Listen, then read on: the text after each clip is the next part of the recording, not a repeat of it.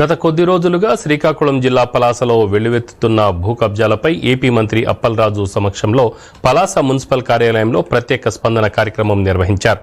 జిల్లా collector, sub collector, 3 మండలాల ఎంఆర్ఓల సమక్షంలో లబ్ధిదారుల నుండి భూ సమస్యలకు సంబంధించిన అర్జీలు స్వీకరించారు.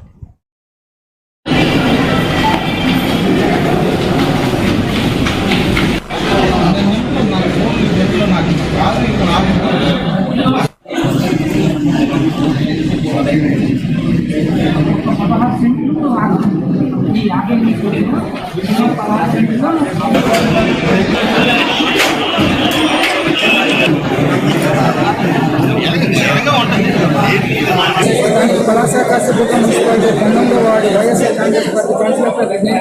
ఈరోజు మీరు చూస్తే గత కొంతకాలంగా ఆర్గనైజ్డ్గా టీడీపీ స్థానిక నాయకులు, మంత్రి గారు, అనుచరులు కబ్జాలు చేస్తున్నారని ప్రతిరోజు కూడా ప్రసార మాధ్యమాల్లో తప్పుడు ప్రసారాలు చేస్తున్నారు.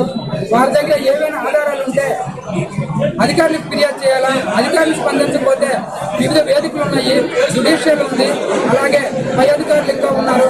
వాళ్ళకి ఎవరికైనా కంప్లైంట్ చేసి వాళ్ళ నిజాయితీ నిరూపించుకోవాలి. అలా కాకుండా కేవలం రాజకీయ ఆరోపణలు చేస్తూ పబ్బం గడుపుకోవాలనుకున్నారు. అందుకు చెప్పబెట్టుగా ఈరోజు మన స్థానిక మంత్రివర్యులు అప్పలరాజు గారు స్పెషల్ స్పందన కార్యక్రమాన్ని ఏర్పాటు చేసి కలెక్టర్ గారిని పిలిపించారు.